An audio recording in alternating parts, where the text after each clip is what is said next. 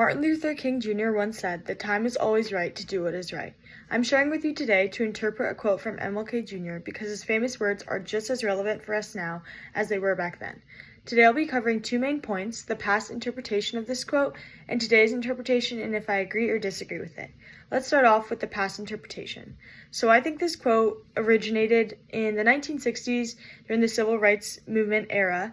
And this quote says that blacks had to pay their fare in the front of the bus, then get off and reboard through the rear door for their designated seats in the back of the bus.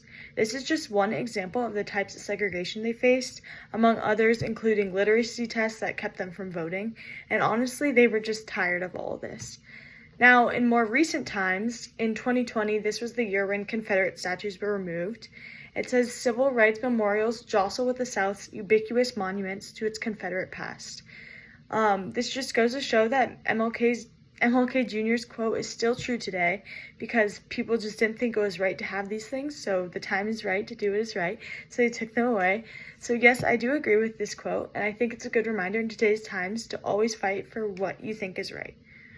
To sum up, I interpreted the history of this quote in the past during the Civil Rights Movement and also explained how it is relevant in today's times, which is why I agree with it. MLK Jr. is a leader who will forever be an inspiration to fight for what is right. The time is right, the time is now.